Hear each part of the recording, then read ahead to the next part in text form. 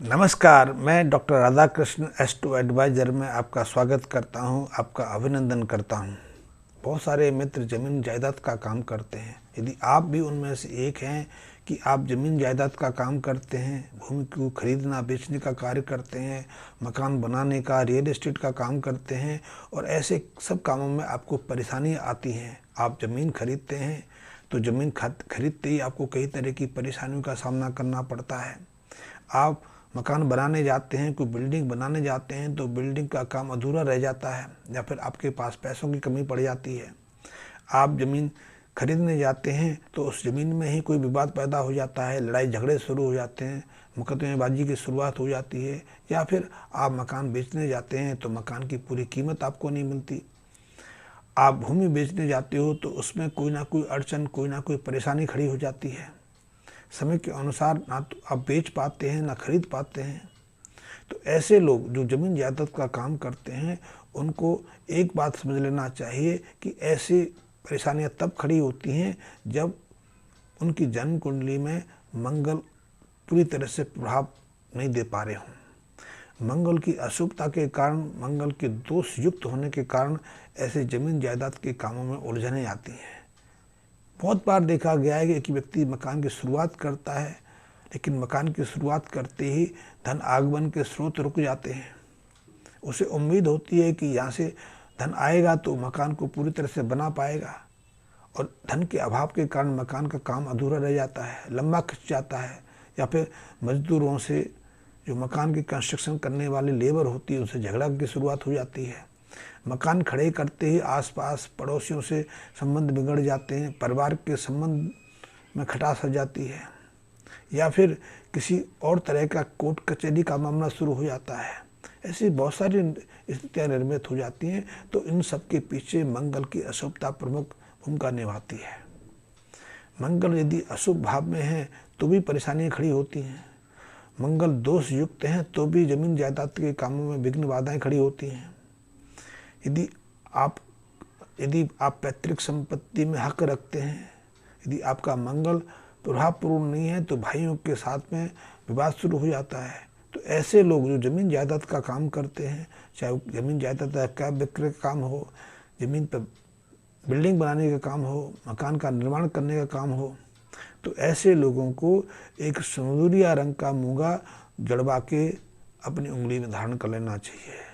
मंगल से ज़मीन जायदाद की ऐसी समस्याएं काफ़ी हद तक समाप्त हो जाती हैं, काफ़ी हद तक दूर हो जाती हैं और ऐसे व्यक्ति को ज़मीन जायदाद के काम करने में, व्यवसाय करने में किसी तरह की हानि की संभावना नहीं रहती है। यदि आप ज़मीन जायदाद का व्यापार नहीं करते, आपका व्यक्तिगत कोई काम है, आप अपना मकान बनाने जा रहे हो, मकान अधूरा रह जाता है, आप मकान के रिपेयर कराते हो तो घर परिवार में मुसीबतें आने लग जाती हैं, घर परिवार के सदस्य बीमार पड़ने लग जाते हैं, आपके ऊपर अनावश्यक खर्चे पड़ने लगते हैं, या बच्चे आपकी बात मानने से इनकार करने लगते हैं, बच्चे या परिवार के सदस्य पूरा सहयोग नहीं दे पाते, उनके व्यवहार बर्ताव में बदलाव आने लगता है, तो भी इस बात को स्वीकार कर लेना चाहिए कि ये मंगल की खराबी है। और मंगल को जब तक आप सामान्य नहीं करेंगे, मंगल की उस अशुभता से मुक्ति नहीं पाएंगे, तब तक आपको ऐसी परेशानियों का सामना करना पड़ेगा।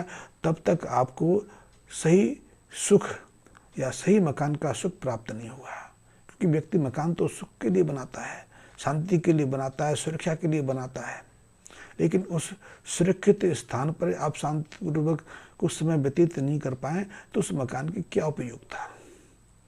इस मकान में एक व्यक्ति को गहरी नींद ना आए, वो स्वस्थ अनुभव ना करे, मानसिक चिंताएं बढ़ जाएं, कलह बढ़ जाए, तो उस मकान की क्या उपयोगिता।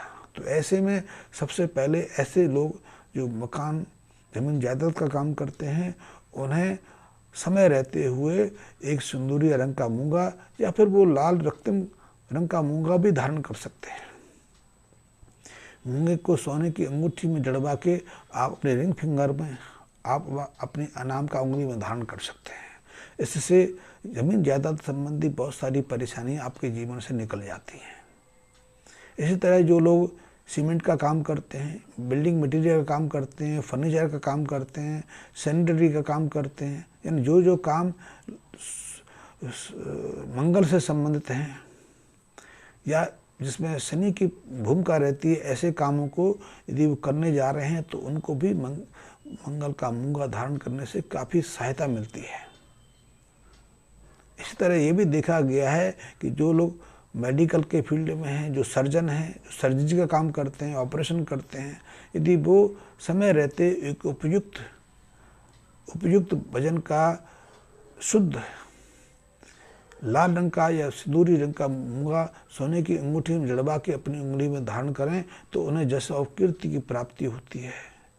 उन्हें समाज में पूरा सम्मान मिलता है। उनको सर्जरी के क्षेत्र में, मेडिकल के क्षेत्र में बहुत मान सम्मान की प्राप्ति होती है। धन तो आता ही आता है, वो देखते देखते दूसरों से बहुत आगे निकल जाते हैं। लेकिन चाहे ज़मीन जायदाद का काम हो, चाहे वो सर्जरी का काम हो या बिल्डिंग मटेरियल बेचने खरीदने का काम हो, इन सब में एक यदि मूंगा धारण करना है तो एक बात का ध्यान रखा जाए कि मूंगा शुद्ध हो, उसमें किसी तरह का दोष ना हो।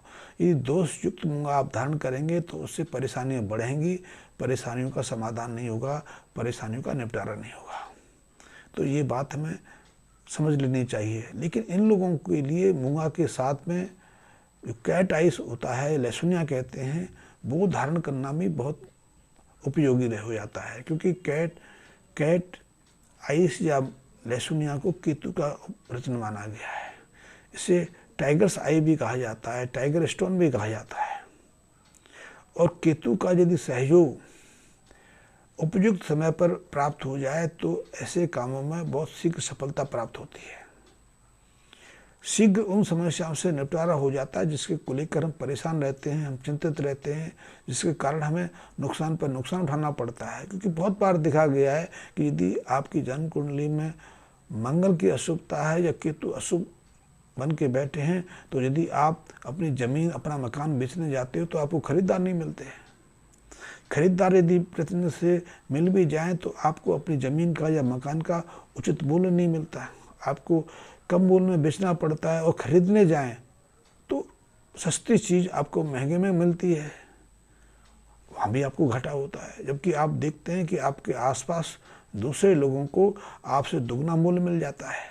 वो अपनी ज़मीन को, अपने मकान को, अपनी जायदाद को सहजता से न केवल बेच पाते हैं बल्कि आपसे ज़्यादा धन अर्जित कर पाते हैं। तो ऐसे में यदि आपको लगता है कि आपकी जन्म कुंडली मंगल की अशुभता के कारण आप जमीन जायदाद के कार्य में, बिल्डिंग मटेरियल कार्य में, खरीदने बेचने में परेशानियां अनुभव कर रहे हैं, आपके सामने एक के बाद एक परेशानी आ रही है, या फिर आप मकान बनाने जाते हैं तो मकान में कई तरह की समस्याएं खड़ी हो जाती हैं, मकान पूरा बनता ही नहीं, कि एक के बाद एक परेशानी खड़ी होती चली जाती हैं, या फिर मकान में आप प्रवेश तो कर जाते हैं फिर परेशानियों का दौर शुरू हो जाता है। मकान में पहुंचते ही घर का कोई सदस्य बीमार हो जाता है, फिर उसकी बीमारी नहीं निकलती, या घर परिवार में कोई ना कोई बीमार रहता है, या फिर घर में प्रवेश करते धन की कमी हो जाती है, या फिर आपके ऊपर कर चढ़ जाता है। तो ऐसे में अन्य उपायों की मदद लेने के साथ साथ आप निसंकोच एक उपयुक्त वजन का मूंगा धारण कर सकते हैं। और यदि मूंगा दोष रहित है, शुद्ध है, असली है, तो वो अपना प्रभाव दिखाएगा और आपको ऐसी सारी परेशानियों से मुक्त कर देगा। मूंगा के साथ लहसुनिया धारण करना भी आपके लिए बहुत उपयोगी है, क्योंकि केतु का प्रभाव बहुत तीव्रगामी होता है। केतु अपने असर से आपको परेशानी सताने का कार्य भी बहुत तीव्रता से करता है, जल्दबाजी में करता है, लेकिन आपको मुक्ति देने का, आपको प्रसन्नता, आनंद देने का कार्य भी बहुत शीघ्रता से दिखाता है। तो आप ऐसी परेशानियों में, ऐसी स्थितियों में लहसुनिया भी धारण कर सकते हैं। तो मूंगा और लहसुनिया दोनों ऐसे ग्रह हैं जो हमें ज़मीन जायदाद का सुख देने में मदद करते हैं। ज़मीन जायदाद की कोई परेशानी आ रही है, कोई अड़चन खड़ी हो गई है, आप उससे बाहर निकल नहीं पा रहे हो, तो उनसे मुक्ति दिलाने का कार्य भी ये मूंगा और लहसुनिया करते हैं। तो ऐसे में आप